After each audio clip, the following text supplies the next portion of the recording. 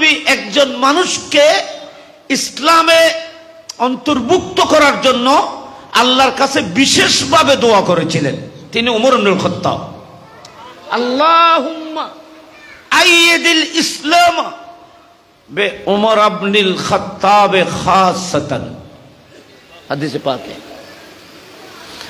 রাসূল পাক সাল্লাল্লাহু আলাইহি ওয়াসাল্লাম হযরতে আরকম বিন আরকম রাদিয়াল্লাহু তাআলার ঘরে দোয়া করেছিলেন আল্লাহর কাছে, আল্লাহ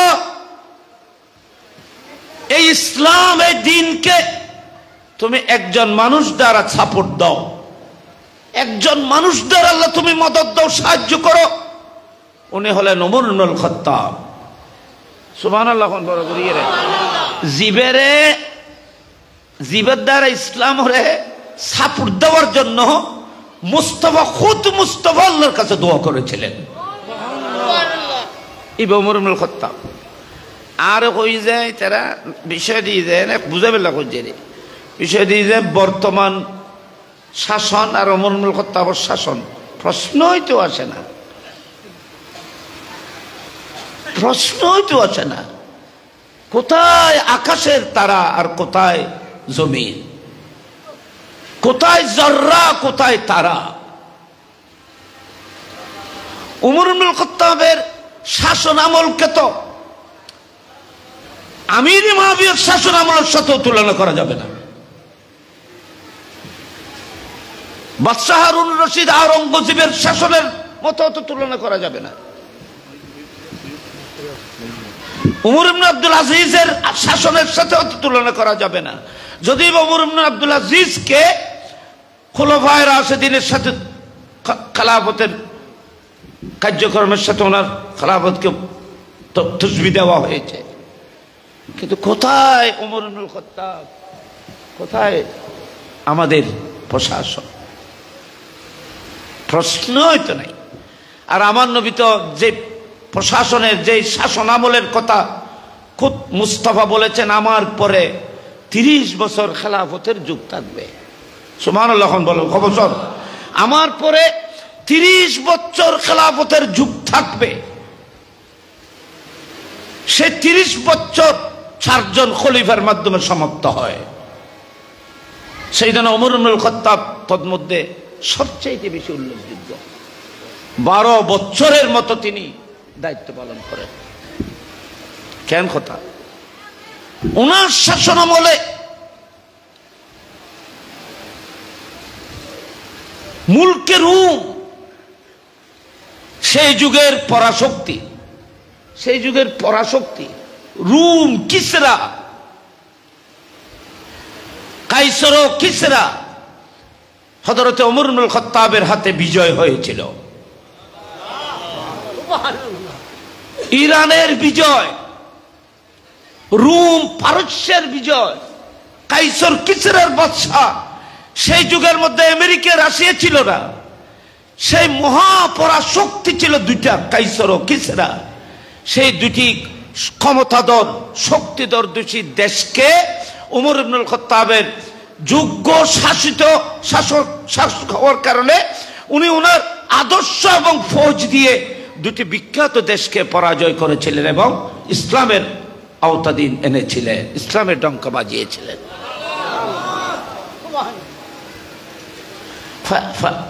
ফারা যাইব না। এবার ওমর ইবনুল খাত্তাব, ওমর ইবনুল খাত্তাবের মতো শাসক কোথায় পাবেন? শাসকই নাই, শাসন কোথায় পাবেন?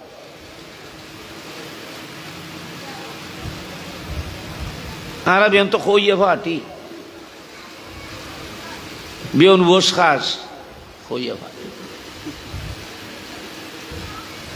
ক্ষুধার্ত। ওমর ইবনুল খাত্তাব কত বড় মুজাহিদ, সিদ্দিক আকবর কত বড় আশিক। ইন্তেকালের পরে এরা ঘরের মধ্যে চেরাগের তেল ছিল না। সিদ্দিক আকবর রাদিয়াল্লাহু তাআলা ইন্তেকালের পরে কফনের জন্য 3টি কাপড় ছিল না। সিদ্দিক আকবরকে 2টি কাপড় দিয়ে দফন করা হয়। এই ইতিহাস দুনিয়ায় দেখাতে পারবে না।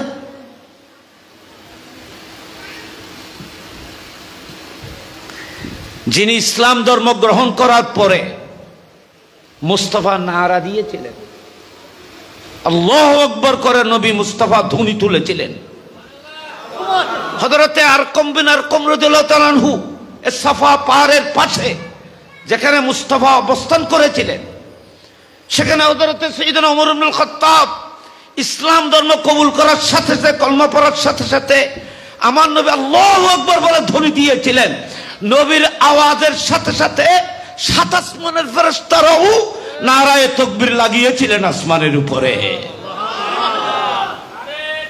ইবনে ওমর ইবনুল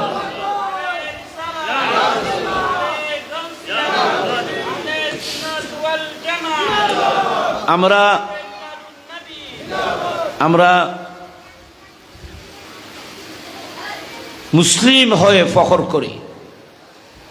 ইনার বাজতারা আলেমল, আমরা মুসলিম হয়ে ফখর করি আমি মুসলিম, কিন্তু কিতাবের মধ্যে লিখতেছে, উলামায়ে কেরাম বলতেছেন, কিতাবের মধ্যে আছে খুদ ইসলাম ফখর করে আমার মাঝে ওমরের মতো মুসলমান আছে। আহারার দ্বারা ইসলাম কলঙ্কিত, ওমর ইবনুল খাত্তাবের দ্বারা ইসলাম গর্বিত। কোথায় কার কথা? আমাদের দ্বারা ইসলাম কলঙ্কিত, এনারা মুসলমান দাবি করি যায় না। খোত্তাবুয়ার যে টুপি দাঁড়িয়ে সারা হিসেব করি চাইলে মুসলমান ফল্লা তুলে মাফিলি কি ভাইবে ননে।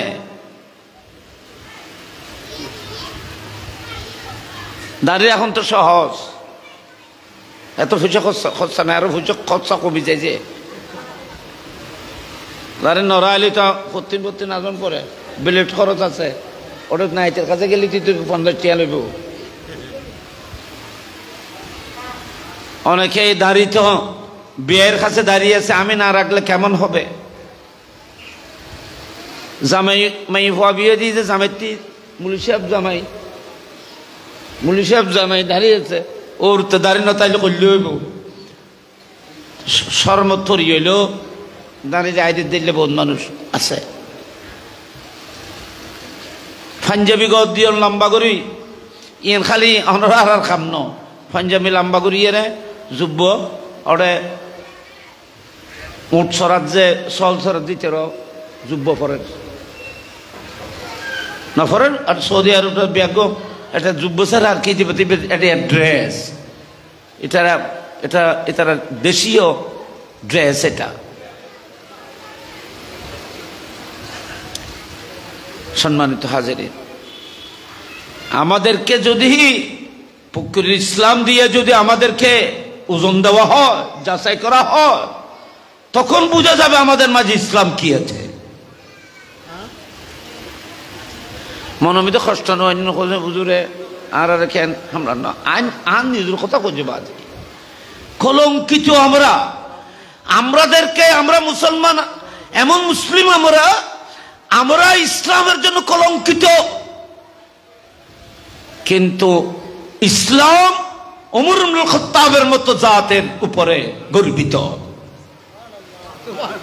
খুদ ইসলাম বলতেছে আমি গর্বিত, আমার মাঝে আমি ইসলাম ওমর ইবনুল খাত্তাবের মতো জাতকে পেয়েছি।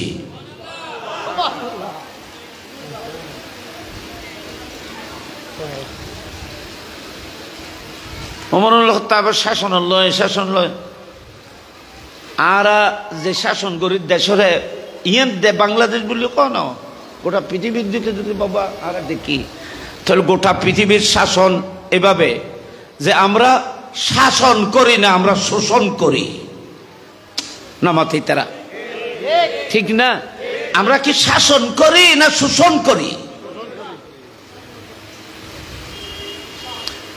রাজনৈতিক কথা কইতে গেলে তেরে বেগুন আর বেগুনের গাত ছড়াইব আর বেগুন জলম পড়িব।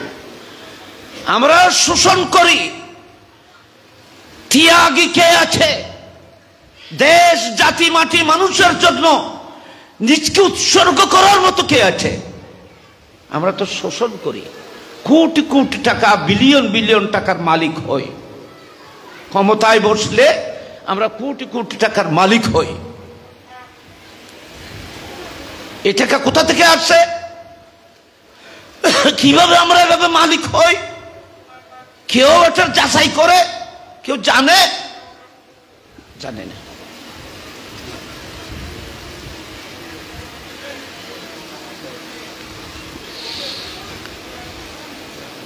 আমরা শোষণ করি, গরিব দুঃখীকে মেরে আমি বড় হতে চাই, আরেকজনের রক্তের উপরে পাড়া দিয়ে আমি আমার দালানে উঠতে চাই। কিন্তু সাইয়েদনা ওমর ইবনুল খাত্তাবের জীবনটি দেখেন, একটি কথা দেখেন, এখানে খেয়াল করো বাবা,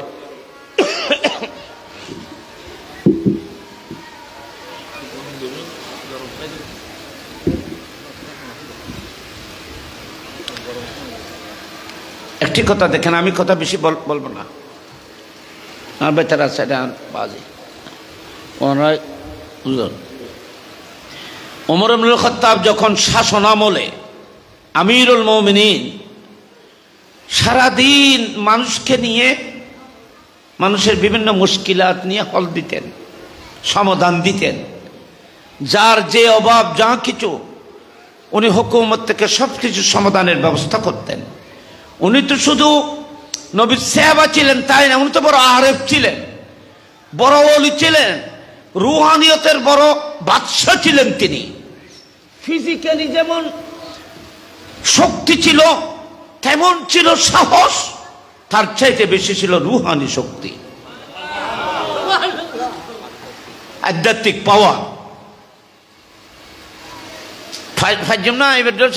ওটা মিশর যেতে ফতোই, মিশর যখন বিজয় হয়েছে, আপনারা জ্ঞানী মানুষ, আপনারা জানেন মিশর ওমর ইবনুল খাত্তাবের যুগে হযরত আমর ইবনুল আস রাদিয়াল্লাহু তাআলার নেতৃত্বে মিশরের বিজয় আসে।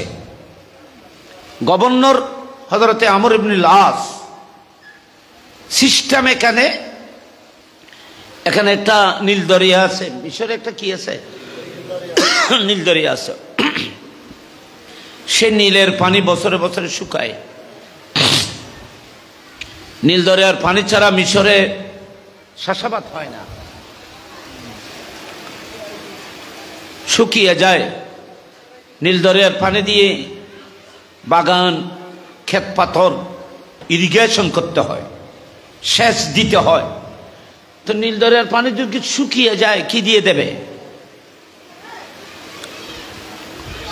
সেজন্য নীল দরিয়ার পানি শুকিয়ে যায় বছরের মাথায় মাথায়। তখন নীল দরিয়ার পানি পেতে সেখানে একটা সিস্টেম ছিল।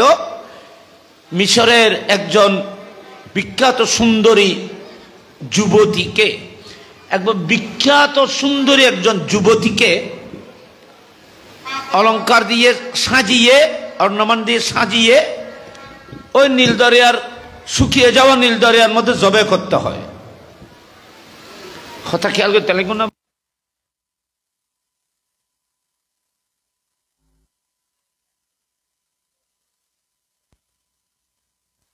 অবিবাহিত একজন যুবতীকে মা বাবা লালন পালন করত, মার্কেটের মধ্যে তুলত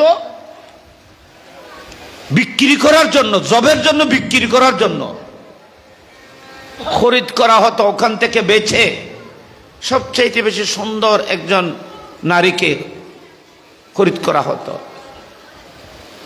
লক্ষ লক্ষ টাকা মা বাবা পেত, আর মহিলা সে কন্যা সন্তানের গলার মধ্যে ছুরি চলত। তার পাশে দাঁড়ানোর মতো কেউ ছিল না, তার এই রক্তের কথা বলার মতো কেউ ছিল না। কে পাশে দাঁড়াবে? সবাই তো অর্থের জন্য পাগল। মেয়েকে বিক্রি করে মা বাবা ধনী হতো। ওখানে জবে করে দিলে, একজন মহিলা জবে হয়ে গেলে তার নীল দরিয়ার মধ্যে আবার পানি আসতো। এটা একটা সিস্টেম হয়ে গেছে। কি হয়েছে নীল দরিয়া?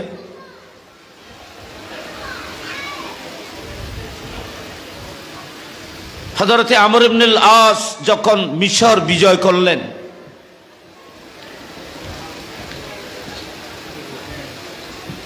সরকার প্রধান হলেন, দায়িত্বের মধ্যে বসলেন, হযরত সাইয়েদনা ওমর ইবনুল খাত্তাব রাদিয়াল্লাহু তাআলা ওনাকে বললেন, এ আমর ইবনুল আস, তুমি এই বিজয় করেছো মিশরকে, এখানে তুমি শাসন করবে, তুমি এখানে মিশরের গভর্নর, তোমাকে দায়িত্ব দেওয়া হলো।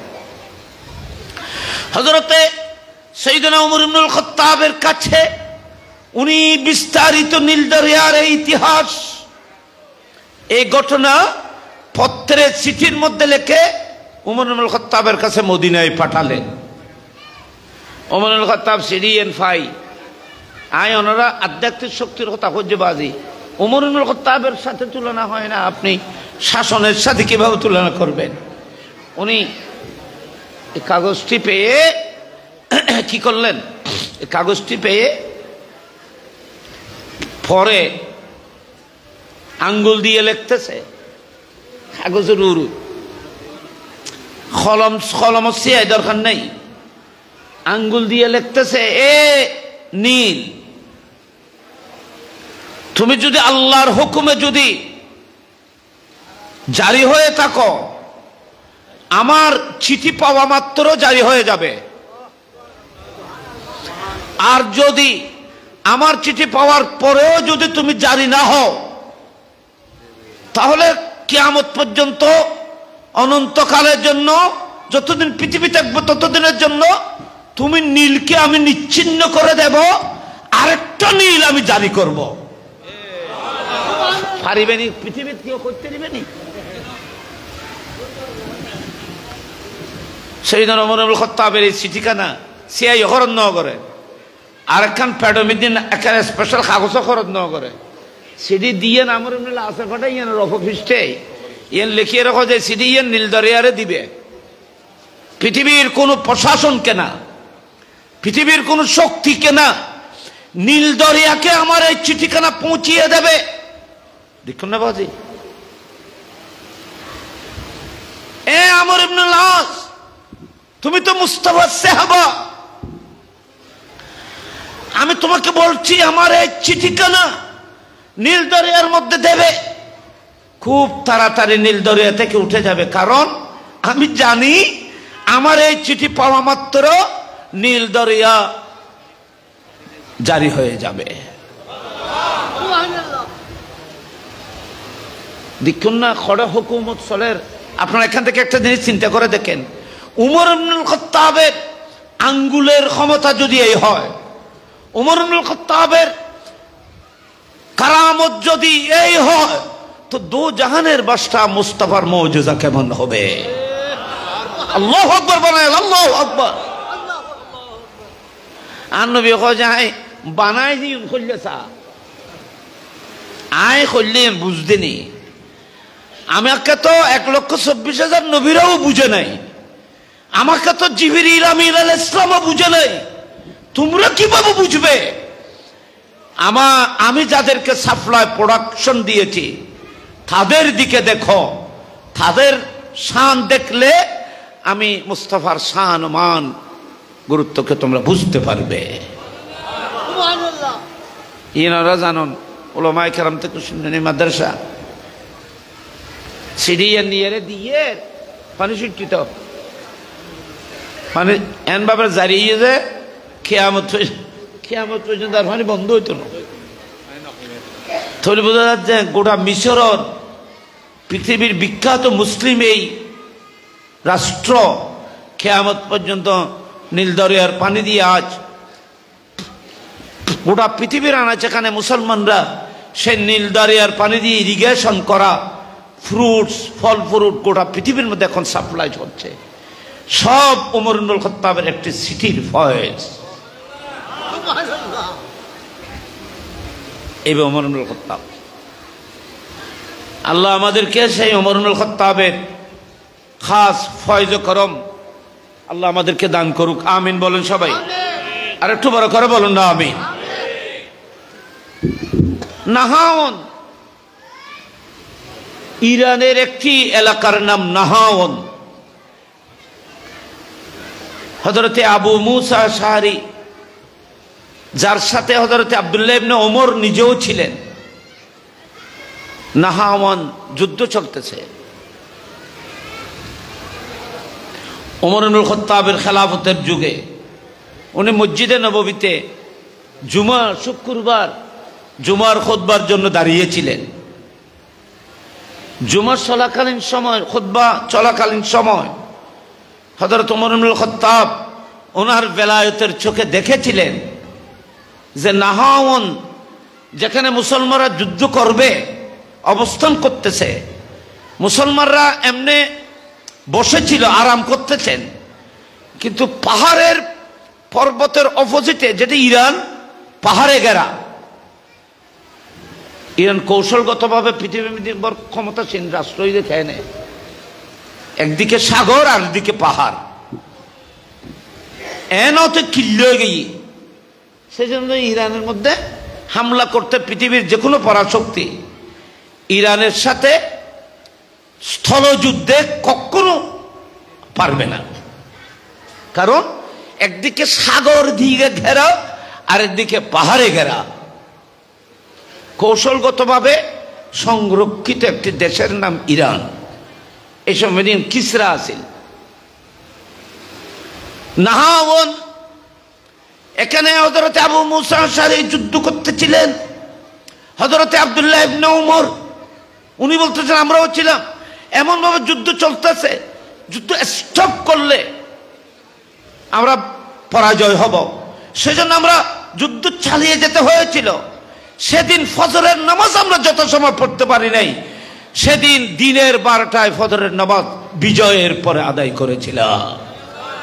বুখারী শরীফের হাদিস, আমি বুখারী শরীফের দরসমিতে কই, এর বুখারী শরীফের হাদিস, কিতাবুস সালাত, ওই কিতাব সালাতুল খৌফ। আর কয় যে ওজরের কারণে দিন, কারণ নামাজ আল্লাহ তিয়েলি যুদ্ধ বিদ্ধি দুশ্মন এমন ভাবে যুদ্ধ চলেছে, নামাজ আল্লাহ তিয়েলি আর বিজয়ী তো সম্ভব ন, পরিস্থিতি এত মারাত্মক, সেজন্য ফজরের নামাজ পড়তে পারি নাই, আমরা যুদ্ধ পরিচালনা করতে হয়েছিল। দিনের 12টায় বিজয় অর্জনের পরে আমরা নামাজ পড়েছিলাম। আব্দুল্লাহ ইবনে ওমর রাদিয়াল্লাহু আনহু বলতেছেন, আমার জীবনে সবচাইতে আনন্দের নামাজ সেদিন ফজরের নামাজ ছিল।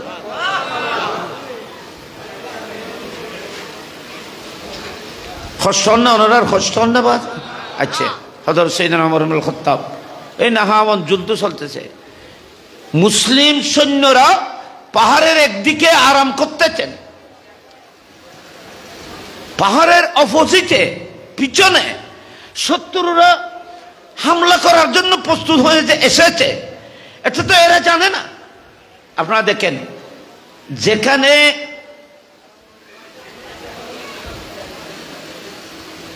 নাহাওয়ান্দে সৈন্যরা আরাম করতেছে, পাহাড়ের অপোজিটে শত্রুরা ওনাদের উপর হামলা করার জন্য প্রস্তুত হয়ে আসতেছে।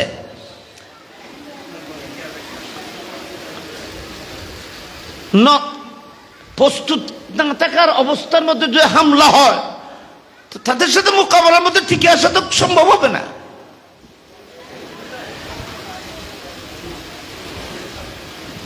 পরাজয়ের সাথে সাথে শত শত হাজার হাজার মুজাহিদ সৈন্যকে ইসলাম হারিয়ে ফেলত। হযরতে সাইয়েদনা ওমর ইবনুল খাত্তাব মসজিদে নববী শরীফে রাসূল পাক সাল্লাল্লাহু আলাইহি ওয়াসাল্লামের যেই মসজিদ, যে মিম্বর, সেই মিম্বরে হযরতে সাইয়েদনা ওমর ইবনুল খাত্তাব দাঁড়িয়ে জুমার খুতবা দিচ্ছিলেন। সে সময় হঠাৎ খুতবার মাঝখানে খুতবা পড়তেছিলেন একটি বিষয়ে।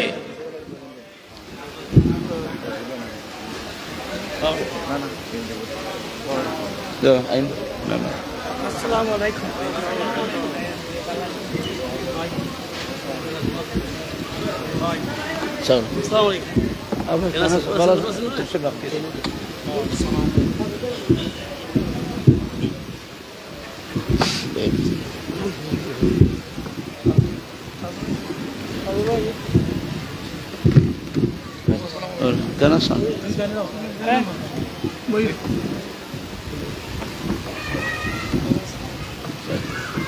মাশাআল্লাহ, আমাদের অতিথিগণ, আজকের মাহফিলে যারা সম্মানিত অতিথিরা, আজকের নুরানি মাহফিল শিবেরেছেন, ওরা মাহফিলকে সুন্দর প্রাণবন্ত করেছেন। আমরা সেই অতিথিদের প্রতি শ্রদ্ধা এবং সম্মান জানাচ্ছি, মোবারকবাদ জানাচ্ছি, ওনাদের সুস্থতা এবং দীর্ঘায়ু কামনা করছি। আমি খুব শেষ করছি। কোথায় নাহাওয়ান, কোথায় ইরান? ইরানের একটি প্রদেশের নাম নাহাওয়ান। আর কোথায় মদিনা পাক? সাইয়েদনা ওমর ইবনুল খাত্তাব, এটা আকায়েদে নসবী, আমরা গোটা পৃথিবীর ফেমাস একটি কিতাব, ওয়ার্ল্ড সমাদৃত একটি গুরুত্বপূর্ণ কিতাব আকীদা আকায়েদে নসবী। আকায়েদে নসবীর মধ্যে এই কথাটি আছে, নকল করা হয়েছে। হযরত সাইয়েদনা ওমর ইবনুল খাত্তাব জুমার নামাজের খুতবা দিচ্ছিলেন। ওমর ইবনুল খাত্তাবের মতো শাসকও কোথায় পাবো, শাসনও কোথায় পাবো? প্রশ্নই তো হয় না। হযরতে সাইয়েদনা ওমর ইবনুল খাত্তাব মদিনায়ে পাকের সেই মিম্বরে দাঁড়িয়ে যখন খুতবা দিচ্ছিলেন, এক বিষয়ের উপর তিনি খুতবা পড়তেছেন, হঠাৎ করে তিনি রুহানি ভাবে, এটাই রুহানি শক্তি। দেখেন, এ সময় কোনো মোবাইল ছিল না, কোনো নেট ছিল না, কোনো দেখার কোনো সুযোগ মাধ্যম তো ছিল না। সাইয়েদনা ওমর ইবনুল খাত্তাব মিম্বরে দাঁড়িয়ে উনি দেখতেছেন বেলায়েতের চোখে, ওনার মুস্তাফার এটা ফয়েজ বরকত রুহানি চোখে উনি দেখতেছেন। নাহাওয়ান্দে মুসলমান সৈন্যরা কাফেরদের সৈন্যদের ঘেরাও মধ্যে পড়বে, উনি এখান থেকে ডাক দিলেন, ইয়া সারিয়া। কোথায়? মদিনা শরীফ। কোথায়? নাহাওয়ান্দ। সারিয়া সেই সৈন্য দলের কমান্ডার ছিলেন। ইয়া সারিয়া আল জবল, আল জবল, এ সারিয়া ইবনে জানিম, আল জবল, আল জবল, পাহাড়ের দিকে হয়ে যাও, প্রস্তুতি গ্রহণ করো, তাড়াতাড়ি অস্ত্রশস্ত্র নিয়ে প্রস্তুত হও, সৈন্য তোমাদের মাথায় চলে এসেছে। উনি যদি ওমর ইবনুল খাত্তাব ডাক যদি না দিতেন, কিছুক্ষণ পরে হামলা করে সমস্ত সৈন্যকে, মুসলিম মুজাহিদকে খতম করে দিত। কিন্তু ওমর ইবনুল খাত্তাব মদিনায় পাক থেকে গাইড করেছেন। সুবহানাল্লাহ বলেন সবে। দেখেন কত বড় ক্ষমতার অধিকারী। তা আরেকটি কথা আমি আপনাদের খেদমতে রাখছি, ওনার শাসনের, উনি কেমন আমির ছিলেন, কেমন শাসক ছিলেন, কত উদার ছিলেন, কত ত্যাগী ছিলেন, সেটা বুঝার জন্য আমি বলতেছি। ই নারায়ণে খোঁজ অনুপ্রেরণার লাই, কিন্তু এই যুগও আর পাবো না, এই শাসকও পাবো না, এই শাসনের স্বপ্নও দেখা সম্ভব হবে না। ওমর ইবনুল খাত্তাব, এখানে আমাদের অনেক শিক্ষিত মানুষ যারা বিভিন্ন ইসলামিক অনেক বই স্টাডি করেন, ওনারা পেয়েছেন, আপনারাও জানেন।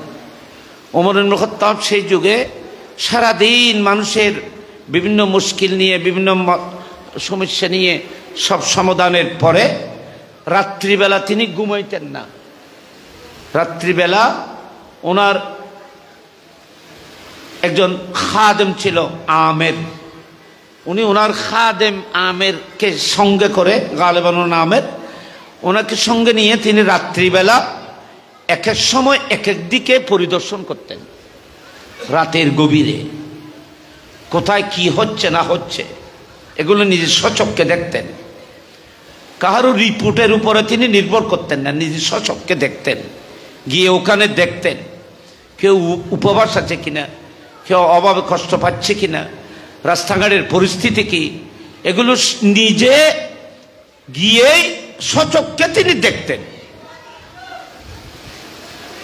একদিন তিনি এভাবে চলতে গিয়ে, এই ধরনের মুসলিম অনেক শাসকদের ইতিহাসের মধ্যে এই ধরনের আচরণ ইতিহাস পাওয়া যায়। অনেক শাসকরা, যেন আওরঙ্গজেব আলমগীর, বাদশাহ আওরঙ্গজেব, উনি এভাবে করতেন। বাদশাহ হারুনুর রশিদ এভাবে জনগণের অবস্থাকে দেখার জন্য রাত্রের গভীরে বের হয়ে যেতেন। তো হযরত সাইয়েদনা ওমর ইবনুল খাত্তাব একদিন দেখতেছেন একটি ঘরের মধ্যে চেরাগ জ্বলতেছে, ছোট ছোট বাচ্চারা কাঁদতেছে।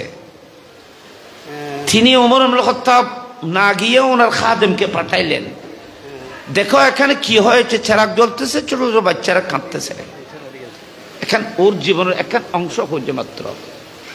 বলতেছে ওখানে গিয়ে দেখতেছে ছোট ছোট শিশু নিয়ে একজন মা উপবাস, ঘরের মধ্যে কিছু নাই, ছেলেদেরকে কিছু দিতে পারে নাই, উপবাস, বাচ্চাদেরকে নিয়ে মা বসে আছেন। যেহেতু ক্ষুধার্ত শিশুরা কিছু খেতে পাচ্ছে না, কাঁদতেছে, তো মা ওনাদেরকে কিভাবে সান্ত্বনা দেবে? ওমর ইবনুল খাত্তাব এটা জানার পরে সাথে সাথে আমিরকে নিয়ে উনি ওনার রাজপ্রাসাদে, ওনার মদিনায় পাকে আসলেন।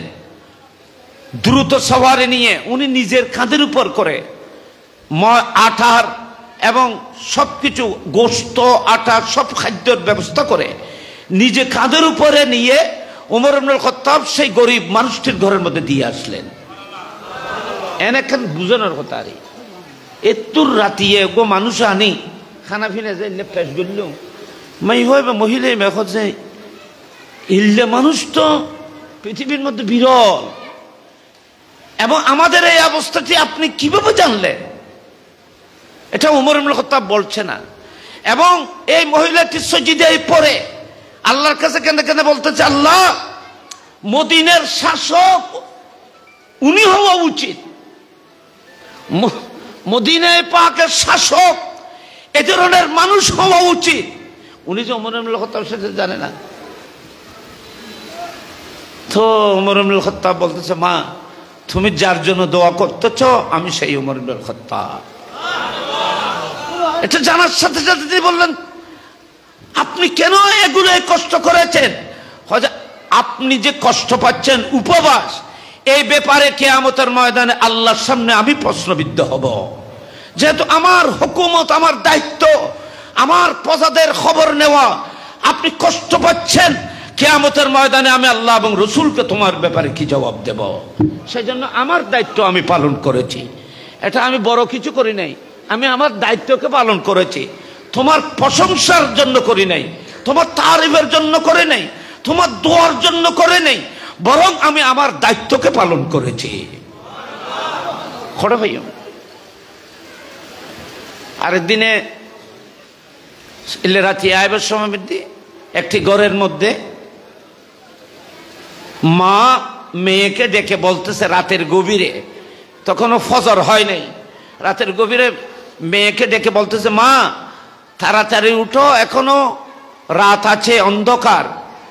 কূপ থেকে পানি এনে আমি রাত্রে উটের দুধ সংগ্রহ করেছি, ওখানে কিছু পানি মিক্স করে দাও। রাতিয়ে তো উঠুর দুধ দোয়াইয়ের মা এননি, তো দুধ একখানা বাড়াই ফেললে 5 কেজি জায়গা যদি 6 কেজি হয়, 7 কেজি হয়, 2 কেজি পানির পয়সা নোয়েন না, পানির তখনও দাম নেই। একটু বেজাল মাটি মিক্স করে বিক্রি করতে পারে, 2-3 কেজি বাড়বে, সেজন্য 2-3 কেজি পানি এনো। তো এত গভীর রাতে কেন? এখন তো সকাল কথা না। ওমর ইবনুল খাত্তাবের কোনো কেউ যদি দেখে এই কথা, যদি ঘটনা যদি সেইদিন ওমর ইবনুল খাত্তাবের কানে যদি যায়, তাহলে তো কতল করে দেবে। এই অন্যায়কে ওমর ইবনুল খাত্তাব বরদাস্ত করবে না। সেই জীবনের বয়ে রাতের গভীরে মেয়েকে বলতেছে, তুমি একটু তাড়াতাড়ি গিয়ে কিছু পানি নিয়ে এসে কেন কর। কেউ তো মেয়েকে বলতেছে তাড়াতাড়ি যাও, অন্ধকার। তো মেয়ে বলতেছে, মা, আপনি যাকে ভয় করতেছেন উনি তো দেখবে না, কিন্তু যিনি আমাদেরকে বিচার করবেন তিনি আল্লাহ তো দেখবেন। আমি ওমর ইবনুল খাত্তাবকে দুঃখ দিতে পারবো, কিন্তু আমি আমার আল্লাহকে কিভাবে দুঃখ দেব? আমার প্রভু তো দেখবে। মারে হচ্ছে তা আপনাদের এই মাদ্রাসায় মনে করেন অনেক মাদ্রাসার ছাত্রীরা আছেন, এই মাদ্রাসার ছাত্রীরা যদি এ ধরনের আমানতদার হয়, তার অন্তরের মধ্যে যদি আল্লাহর ভয় তাকওয়া যদি হয়, তাহলে এই এক একজন মহিলা এক একটি পরিবারের জন্য রহমত হয়ে করে আসতে পারবে।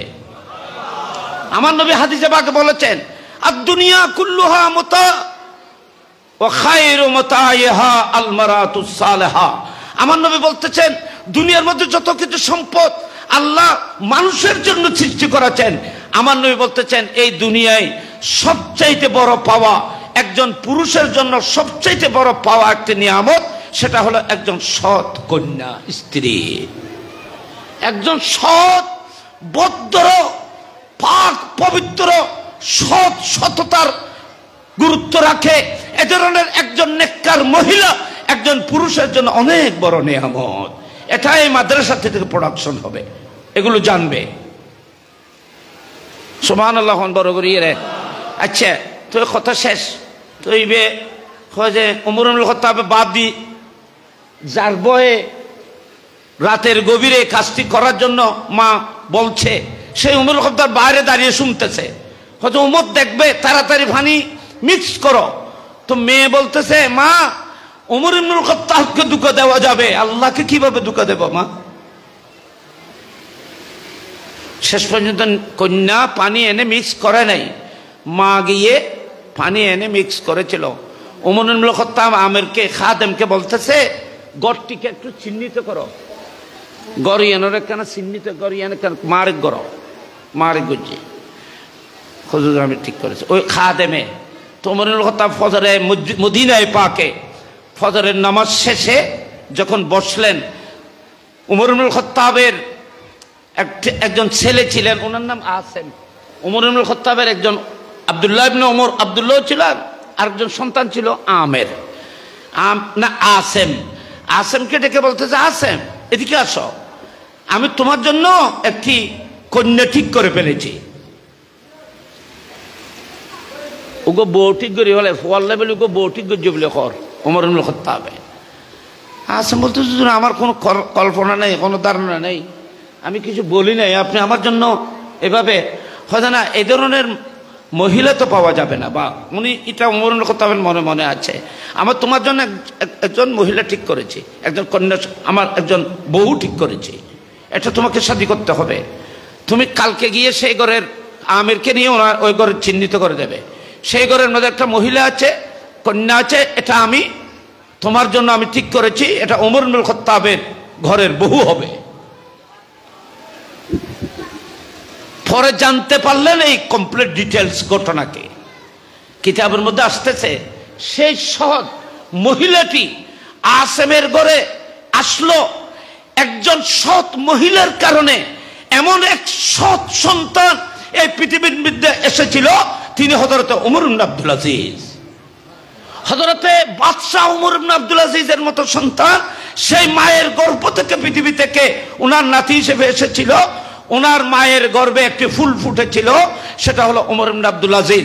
একজন মা যদি এ ধরনের পবিত্র হয়, সেই মায়ের গর্ভ থেকে পৃথিবীকে আলোকিত করে এমন ফুল ফুটতে পারে। এটা সাইয়েদনা ওমর ইবনুল খাত্তাবের ইতিহাসে আছে। সেই শাসকও পাবো না, সেই শাসনও পাবো না। আল্লাহ পাক আমরা সবাইকে আল্লাহর রহমতের ছায়া তলে জায়গা দান করুক, আমিন। সম্মানিত মেহমানগণ, ওনাদেরকে বসে রাখি, কষ্ট দেওয়াটা ঠিক হবে না। আমি ওনাদের কৃতজ্ঞতা প্রকাশ, ওনাদের শুকর আদায় করছি। কিছুক্ষণ সময় দিয়েছেন, ওনারা বিভিন্ন দায়িত্বের মধ্যে থাকেন বিভিন্ন। আমি ক্ষুদ্র মানুষ, বিষয়ের কথা আপনাদের খেদমতে বলেছি। আল্লাহ পাক আমাদেরকে আমল করার এবং এগুলোর উপর অটল থাকার তৌফিক দান করুন। আসসালামু আলাইকুম ওয়া রাহমাতুল্লাহি ওয়া বারাকাতুহু।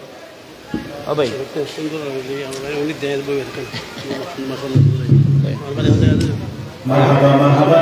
হ্যাঁ ফুরসরি আপনাদের সম্মুখে গুরুত্বপূর্ণ নুরানি ঈমানি তাকরীর পেশ করেছেন চট্টগ্রাম হাটহাজারী সিফাতুল জামিয়া বলসিয়া মুআইনিয়া মুহাম্মদী কামিল এমএ মাদ্রাসার সম্মানিত মুহাদ্দিস মুফতি আযম মুনাজির আহলে সুন্নাত বাতিলের আতঙ্ক সুন্নিয়তের বলিষ্ঠ কণ্ঠস্বর মুজাহিদ আহলে সুন্নাত হযরতুল আল্লামা জনাব মাওলানা গাজী শফিউল আলম নিজামী মাদ্দাজিল্লাহুল আলী সাহেব হুজুর এখন পর্যন্ত হুজুরের বিষয়ের প্রতি লক্ষ্য রেখে খুবই গুরুত্বপূর্ণ মূল্যবান তকরীর পেশ করেছেন। আল্লাহ যেন আমাদের প্রত্যেককে হুজুরের আলোচনাগুলো আমাদের জীবনের মধ্যে আমরা আমল করে চলতে পারি। আল্লাহ আমাদেরকে তৌফিক দান করুন, আমিন। সম্মানিত উপস্থিতি, আপনারা সবাই আমাদের মাহফিলের প্যান্ডেলের মধ্যে চলে আসুন। বিশেষ করে আজকে যিনি আমাদের প্রধান মেহমান এবং প্রধান আলোচক, তিনি আমাদের মাঝে অল্প কিছুক্ষণের মধ্যে তশরিফ আনবেন। ইতিমধ্যে আমাদের আজকের আজিমুসান নুরানি ইমানি মাহফিলের মধ্যে আমাদের মঞ্চে উপস্থিত হয়েছেন আজকের আমন্ত্রিত মেহমানবৃন্দ। বিশেষ করে আমাদের মাহফিলের মধ্যে স্টেজের মধ্যে উপস্থিত হয়েছেন রাউজান উপজেলা বিএনপি দক্ষিণের সম্মানিত যুগ্ম আহ্বায়ক জনাব মোহাম্মদ ফিরিজ আহমদ আমাদের মঞ্চে উপস্থিত হয়েছেন। মাহফিল পরিচালনা কমিটির পক্ষ থেকে আন্তরিক মোবারকবাদ জানাচ্ছি। ইতিমধ্যে আমাদের মঞ্চে আরো উপস্থিত হয়েছেন বাংলাদেশ জাতীয়তাবাদী স্বেচ্ছাসেবক দল চট্টগ্রাম উত্তর জেলার সম্মানিত যুগ্ম আহ্বায়ক বিশিষ্ট সংগঠক জনাব মোহাম্মদ ইউসুফ তালুকদার আমাদের মাঝে উপস্থিত হয়েছেন। আমাদের মাঝে আরো উপস্থিত রয়েছেন অতিরিক্ত পাবলিক প্রসিকিউটর মহানগর দায়রা জজ আদালত চট্টগ্রামের সম্মানিত জনাব অ্যাডভোকেট তাজুল ইসলাম আমাদের মাঝে উপস্থিত হয়েছেন। আমাদের মঞ্চে আরো উপস্থিত রয়েছেন ঐতিহ্যবাহী দিনী শিক্ষা প্রতিষ্ঠান পূর্বগুজরা মোহাম্মদিয়া সিনিয়র মাদ্রাসার এতিমখানা ও হেফজখানার সম্মানিত গভর্নিং বোর্ডের সভাপতি জনাব মোহাম্মদ জাহাঙ্গীর হোসেন। আমাদের মঞ্চে আরো উপস্থিত রয়েছেন রাউজান উপজেলা যুবদল নেতা জনাব মোহাম্মদ সেলিম উদ্দিন। আমাদের মঞ্চে আরো উপস্থিত রয়েছেন রাউজান উপজেলা যুবদলের সম্মানিত সংগঠক জনাব মোহাম্মদ আব্দুল মান্নান সাহেব। আমাদের মঞ্চে আরো উপস্থিত রয়েছেন রাউজান উপজেলা যুবদলের সংগঠক জনাব মোহাম্মদ নাজিম উদ্দিন। আমাদের মঞ্চে আরো উপস্থিত রয়েছেন পূর্বগুজরা বিএনপি নেতা জনাব জানি আলম শিকদার আমাদের মাঝে উপস্থিত রয়েছেন। সম্মানিত উপস্থিতি, আমাদের মাঝে আরো উপস্থিত রয়েছেন ঐতিহ্যবাহী দিনী শিক্ষা প্রতিষ্ঠান পূর্বগুজরা মোহাম্মদিয়া সিনিয়র মাদ্রাসার সম্মানিত অধ্যক্ষ এবং রাউজান আহলে সুন্নাত ওয়াল জামাতের দক্ষিণের সম্মানিত সভাপতি বিশিষ্ট আলেম দ্বীন উস্তাদুল উলামা হযরতুল আল্লামা জনাব মাওলানা সৈয়দ আবু মুস্তাক আল কাদেরী মাদাজিল্লাহুল আলী সাহেব। আমাদের মঞ্চে আরো উপস্থিত হয়েছেন বিশেষ করে রাউজান পশ্চিম গুজরা মনোরিয়া দারুস সুন্নাহ সিনিয়র ফাজিল মাদ্রাসার সম্মানিত উপাধ্যক্ষ বিশিষ্ট আলেম দ্বীন হযরতুল আল্লামা জনাব মাওলানা মোহাম্মদ বেলালউদ্দিন আল কাদেরী মাদাজিল্লাহুল আলী সাহেব। আমাদের মাঝে মঞ্চে আরো উপস্থিত রয়েছেন হযরত রুস্তম শাহ দাখিল মাদ্রাসার সম্মানিত সহ-সুপার বিশিষ্ট আলেম দ্বীন উস্তাদুল উলামা হযরতুল আল্লামা জনাব মাওলানা হাবিবুর রহমান আনসারী মাদাজিল্লাহুল আলী সাহেব।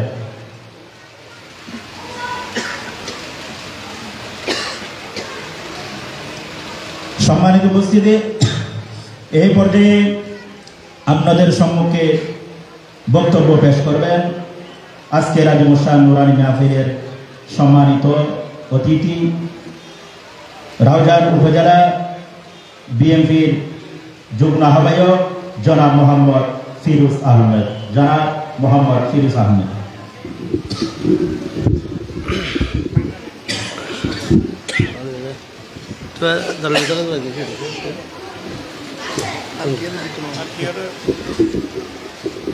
نحمده ونصلي على رسول الكريم أما بعد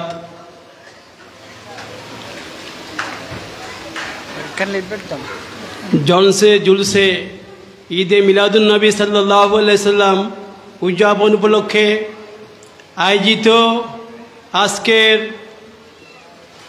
এই নুরানি মাহফিলের সম্মানিত সভাপতি উপস্থিত রয়েছেন জেলা এবং উপজেলা বিএনপি নেতৃবৃন্দ,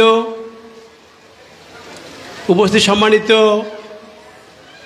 অত্র এলাকার উপস্থিত সম্মানিত মুরব্বিবৃন্দ, যুবক ভাইরা, ছোট ভাইরা, আসসালামু আলাইকুম রহমতুল্লাহ বরকাতুহু। আসলে বক্তব্য দেওয়ার এখানে কোনো অবকাশ নেই, যেহেতু একটা নুরানি মাহফিল, যে মাহফিল আমাদের মানব মুক্তি দিশারি হুজুরে পূর্ণ সাল্লাল্লাহু আলাইহি সাল্লামের জীবনী নিয়ে আলোচনা। সেই মাহফিলে আমার মতো একজন অদম কিছু বলার মতো যোগ্যতা আছে বলে আমি মনে করি না। তারপরও যখন এসেছি আপনাদের সামনে দুইটি কথা বলতে চাই। আসলে আমি আজকে আমাকে এখানে অতিথি হিসেবে আসার জন্য এবং বসার জন্য সুযোগ করে দেওয়ার জন্য সর্বপ্রথমে মহান রব্বুল আলামিন এর দরবারে শুকরিয়া আদায় করি, সাথে সাথে হাজার দরুদ পেশ করি হুজুর সাল্লাল্লাহু আলাইহি সাল্লামের রোজা মোবারকে।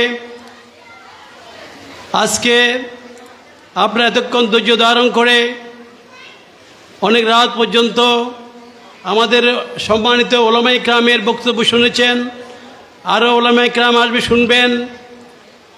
আজকে আমরা একটি কথা বলতে চাই।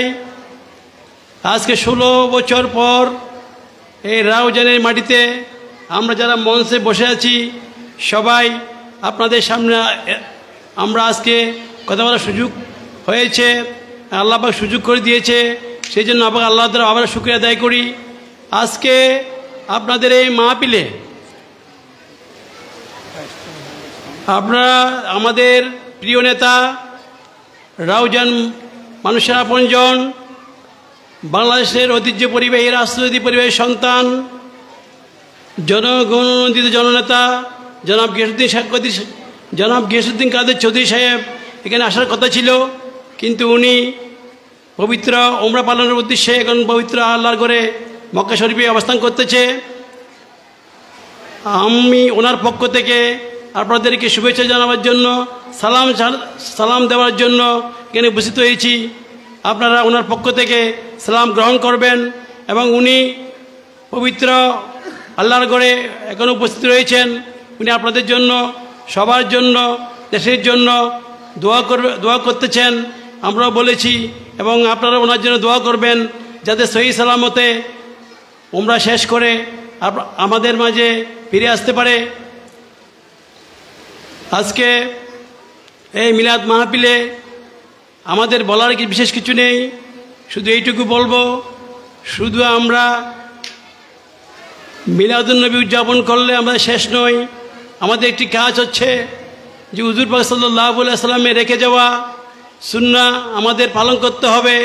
শুধু আমরা মুখে ওনার মহব্বত দিলে চলবে না, কারণ ওনারাই শুরু থেকে হুজুর পাক সাল্লাল্লাহু আলাইহি সাল্লাম যে শেষ অবধি পর্যন্ত একটি কথাই বলে গেছেন, সালাত সালাত সালাত।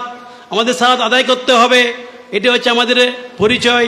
প্রকৃত পরিচয় হচ্ছে আমরা যে ওনার উম্মত, এটা উনি পরিচয় হবে আমাদের নামাজের মাধ্যমে। সেটা যদি আমরা কায়েম করতে পারি, সমাজে বিশৃঙ্খলা, সমাজে যেই হানাহানি হিংসা, এটা অনেকাংশে কমে যাবে। বিগত সরকারের আমলে আপনারা দেখতে পেয়েছেন, ছোট থেকে বড় পর্যন্ত কারো কোনো প্রতি শ্রদ্ধা ছিল না, কারোর প্রতি কোনো সম্মান ছিল না। ছোট ছোট ছেলেরা মুরব্বীদের দেখলে টিটকারি করে। এইগুলো হচ্ছে আসল শিক্ষা, হচ্ছে আমরা ইসলাম থেকে দূরে আছি বিদায় সেই শিক্ষা আমাদের গ্রহণ করতে হবে। আজকের এই মাহফিলের মাধ্যমে যারা হুজুররা আপনাদের সামনে বয়ান করবে, সেটা শ্রবণ করতে হবে, সেটা আমল করতে হবে। শুধু বয়ান করলে হবে না, সেটা আমাদের আমল করতে হবে। সেই আমলের পরিপ্রেক্ষিতে আমাদের হুজুর পাক সাল্লাল্লাহু আলাইহি ওয়াসাল্লামের আদর্শ আমরা বাস্তবায়ন করতে পারব। তাই বলবো, আমরা যারা বিশেষ করে এই এলাকা যারা আজকে মিলাদুন্নবী উদযাপন করেছেন, বিশেষ করে বাগওয়ানের একটি অংশ, পূর্ব গুজরার একটি অংশ, এটা খুবই সৌহার্দ্যপূর্ণ পরিবেশে হচ্ছে, সেটা যেন আমি খুবই আনন্দিত হয়েছি। এই দ্বারা যেত আগামীতে অব্যাহত থাকে, এই মিলাদুন্নবী জুলুস যেত আগামীতে করতে পারেন, সবাইকে ঐক্যবদ্ধ থাকতে হবে।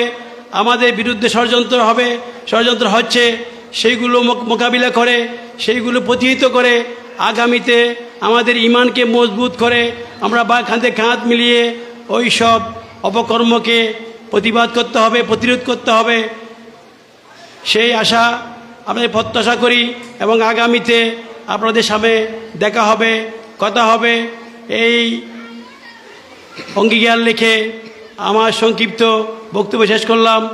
সবাইকে ধন্যবাদ জানাচ্ছি এবং কৃতজ্ঞতা জানাচ্ছি। অনেক দিন পর এই এলাকার মানুষের সাথে আমাদের দেখা হয়েছে, ইনশাআল্লাহ আগামীতেও দেখা হবে, কথা হবে, সেই আশা ব্যক্ত করে আমার বক্তব্য শেষ করলাম। আল্লাহ হাফেজ, সবাইকে ধন্যবাদ। আসসালামু আলাইকুম রহমতুল্লাহ বরকাতুহু।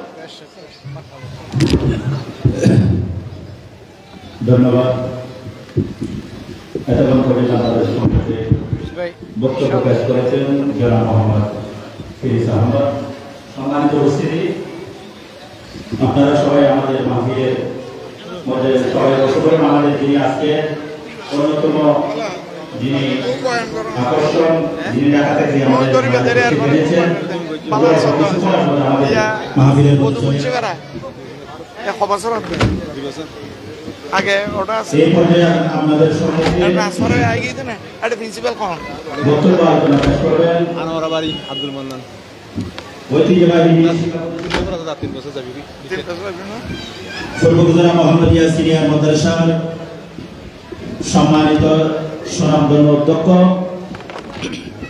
রাউজান আহলে সুন্নাত ওয়াল জামাতের দক্ষিণের সম্মানিত সভাপতি, বিশিষ্ট আলেম দ্বীন, উস্তাদুল উলামা, হযরতুল আল্লামা জনাব মাওলানা সৈয়দ আবু মুস্তাফা আল-কাদেরী মাদাজিল্লাহুল আলী সাহেব, হযরতুল আল্লামা জনাব মাওলানা সৈয়দ আবু মুস্তাফা আল-কাদেরী মাদাজিল্লাহুল আলী সাহেব। কোডিনের পর অল্প কিছুক্ষণের ভিতরে আমাদের যিনি আজকে ঢাকার মেহমান মুফতি মোহাম্মদ মাসউদ রিজভী আমাদের মাঝে তশরিফ এনেছেন। উনি মাহফিলের মধ্যে 10-15 মিনিটের ভিতরে চলে আসবেন। আপনারা উঠবেন না, সবাই মাহফিলের মধ্যে ধৈর্য ধারণ করে মাহফিলের মধ্যে বসে পড়ুন। একবার ইস্তাগফার করি। আস্তাগফিরুল্লাহ রাব্বি মিন কুল্লি জামিউ ওয়া আতুবু ইলাইহি ওয়া লা হাওলা ওয়া লা কুওয়াতা ইল্লা বিল্লাহিল আলিয়্যিল আযীম। আপনারা একটু সুশৃঙ্খলভাবে বসেন, সামনে চলে আসেন। আস্তাগফিরুল্লাহ রাব্বি মিন কুল্লি জামিউ ওয়া আতুবু ইলাইহি ওয়া লা হাওলা ওয়া লা কুওয়াতা ইল্লা বিল্লাহিল আলিয়্যিল আযীম। الصلاة والسلام عليك يا سيدي يا رسول الله. الصلاة والسلام عليك يا سيدي يا حبيب الله. الصلاة والسلام عليك يا شفيع المذنبين. الصلاة والسلام عليك يا رحمة للعالمين. أعوذ بالله من الشيطان الرجيم. بسم الله الرحمن الرحيم. الحمد لله رب العالمين، والصلاة والسلام على رسوله محمد وعلى آله أصحابه أجمعين. أما بعد، فقد قال الله تعالى في كلامه المجيد وفرقان الحميد في شان حبيبه مخبرا وعامرا، ورفعنا لك إن الله وملائكته يصلون على النبي يا أيها الذين آمنوا صلوا عليه وسلموا تسليما. صلى الله على وآله وصحبه وسلم. صلاة يا رسول الله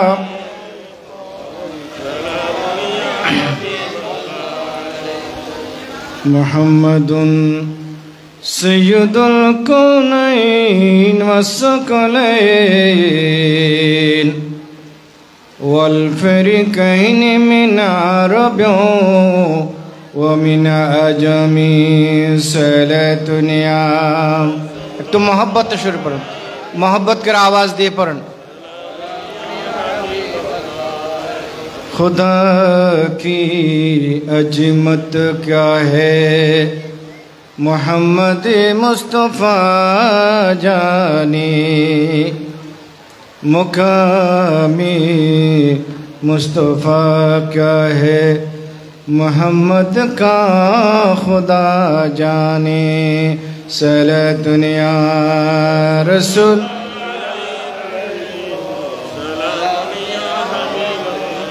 खुदा की रिजा चाहता है हबीबी दो आलम, खुदा चाहता है रिजाए मोहम्मद। सलातुन या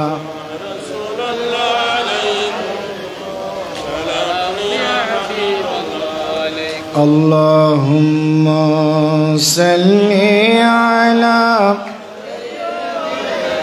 मौलाना मुहम्मद व अला आलि सय्यिदिना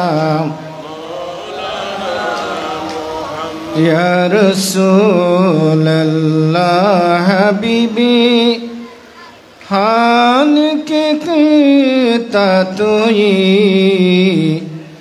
बरगुजीदा जुल जलाली पाको बेहम ततोई। अल्लाहुम्मा सल्ली अला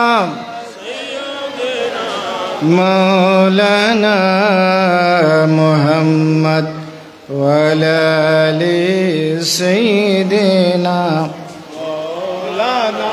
একটু সামনে দিকে চলে আসেন, একটু সামনে চলে আসেন, গ্যাপটা একটু করেন, ফিল আপ করেন।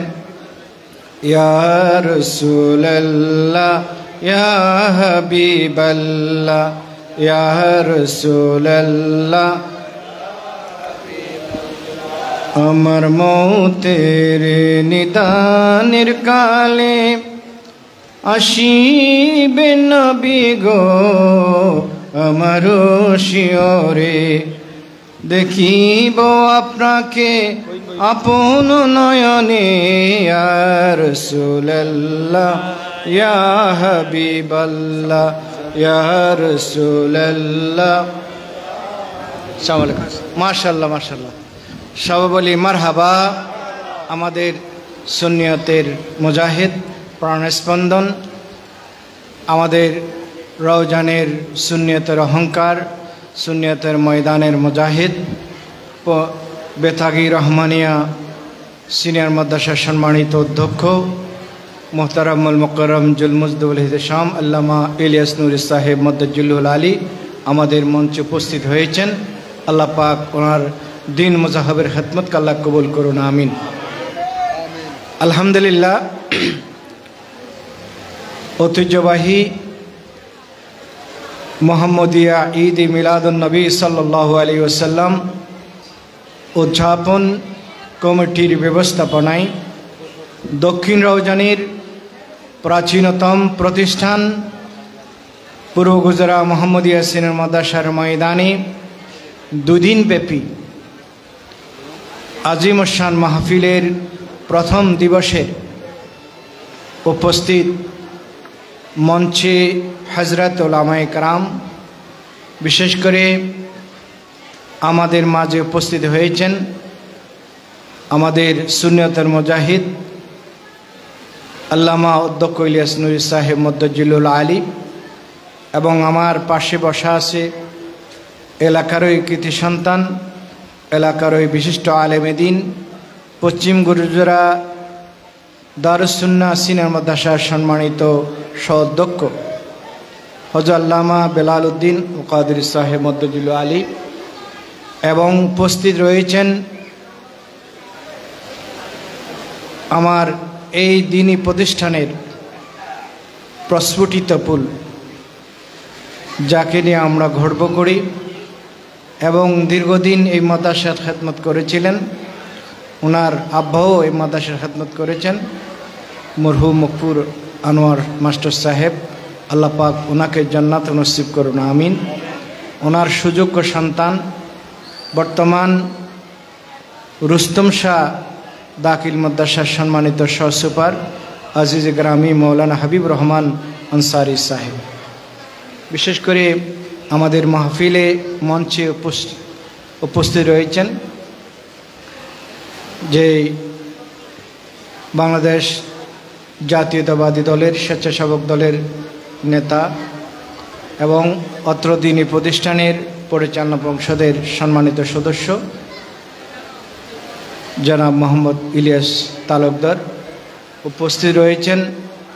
এই মোহাম্মদিয়া মাদ্রাসার বাগানের প্রস্ফুটিত ফুল কমর আলী জামে মসজিদের সম্মানিত খতিবুল মুকাররম মুজাহিদ আহলে সুন্নাত, আগামী দিনের সুন্নিয়তের অহংকার, আমার অত্যন্ত প্রিয় ভাজন আজিজ গ্রামী মৌলানা আব্দুল কাদের সাহেব সহ বিশেষ করে কুইয়াকালী নিবাসী বিশিষ্ট আলমদিন মৌলানা হারুন এবং মৌলানা রফিকুদ্দিন সাহেব সহ মঞ্চে অনেকে উপস্থিত হয়েছেন। বিশেষ করে আমার সম্মানিত মুরব্বী নিজাম, যুবক ভাইরা, ছোট্ট ভাইরা, পর্দার আড়ালে মা বোনেরা এবং অত্র দ্বীনি প্রতিষ্ঠানের প্রাণপ্রিয় শিক্ষার্থীরা, ও রহমানি ও রহমিনকুমুল্লাহ, আসসালামু আলাইকুম ওয়া রাহমাতুল্লাহি ওয়া বারাকাতুহু। আপনারা সালামের জবাবটা নিতে হবে, আসসালামু আলাইকুম ওয়া রাহমাতুল্লাহি ওয়া বারাকাতুহু। মাহফিলে যখন বসেছেন নবীর প্রেম মহব্বত নিয়ে, ভালোবাসা নিয়ে বসতে হবে। কারণ এই মাহফিল কার? হায়াতুন নবী, জিন্দা নবী, রহমতুল লিল আলামিনের মাহফিল। এখানে নূরুন আলা নূর, একত নবীর মাহফিল আর একত নবীর দ্বীনি প্রতিষ্ঠান মোহাম্মদিয়া মাদ্রাসা, আমার নবীর মাদ্রাসা। এবং এই মাদ্রাসার সবচাইতে বড় বরকত হচ্ছে যার নামে নামাঙ্কিত মোহাম্মদিয়া মাদ্রাসা। তাই আজকের মাহফিলে, জান্নাতি মাহফিলে যারা বসেছেন প্রত্যেকে দামি। এই জন্য মহব্বতের আওয়াজে বলবেন, মহব্বত করে দরুদ শরীফ পড়বেন এবং আদবের সাথে বসবেন। আমি আল্লাহ পাকের দরবারে লাখ কোটি শুকর আদায় করছি যে মহান রব্বুল আলামিন আমাদেরকে পৃথিবীর শ্রেষ্ঠতম নিয়ামত ঈদ মিলাদুন-নবী সাল্লাল্লাহু আলাইহি ওয়াসাল্লাম, সকল ঈদের সেরা ঈদ, ঈদ মিলাদুন-নবী মাহফিলে আমরা প্রত্যেকে আসা এবং বসার সুযোগ করে দিয়েছেন। এবং মোহাম্মদিয়া ঈদ মিলাদুন-নবী সাল্লাল্লাহু আলাইহি ওয়াসাল্লামের কমিটির উদযাপন কমিটি যারা অর্থ দিয়ে, শ্রম দিয়ে, শ্রম দিয়ে আমাদের এলাকাবাসী, প্রবাসী ভাইরা সার্বিক সহযোগিতা আজকের মাহফিল সাজিয়েছেন, সকলের পক্ষ থেকে মহান স্রষ্টার দরবারে আমরা প্রত্যেকের শুকরের স্বরূপ বলুন দেওয়াজে বলি আলহামদুলিল্লাহ। আর একটা আওয়াজ দিয়ে বলুন আলহামদুলিল্লাহ। আল্লাহর শুকর করলে নিয়ামত কমাইয়ে দেয় না, বাড়িয়ে দেয়। এই জন্য আল্লাহর নিয়ামত পাওয়ার পর যদি যখন শুকরিয়া করে কোনো বান্দা, মহান রব্বুল আলামিন রহমতের দৃষ্টি দিয়ে তাকায় এবং আল্লাহ পাক রহমত বাড়িয়ে দেয়। আজকে তো বড় আমরা নিয়ামত পেয়েছি, আল্লাহর নিয়ামতের আমরা শুকর আওয়াজ দিয়ে, বলন্দ আওয়াজ দিয়ে বলি আলহামদুলিল্লাহ। যেহেতু আমি কোনো আলোচক নই, বক্তাও নই, নির্ধারিত এখানে বক্তারা রয়েছেন, ওনারা আলোচনা করবে পরবর্তীতে। আমি কিছুক্ষণ সময় পেয়েছি আপনাদের সাথে কিছু আলোচনা করব। তাই আমার পাশে আমাদের অধ্যক্ষ ইলিয়াস নুরী আমরা পেয়েছি, উনিও কিছুক্ষণ তকরির করবে। আমার বক্তব্য আমি সংক্ষেপে করে ফেলব। বিশেষ করে আমরা যখন শিক্ষা নিয়ে কাজ করি এবং শিক্ষার মাঝে আমরা আছি, তাই আমি শিক্ষা নিয়ে কিছু গুরুত্বপূর্ণ কথা আপনাদের সাথে শেয়ার করব, আলোচনা করব। কারণ মহান রব্বুল আলামিন এই পৃথিবীতে আমাদের সকলকে প্রেরণ করেছেন, আমরা এসেছি। আর আমাদের নির্ধারিত হায়াত, নির্ধারিত সময় যখন শেষ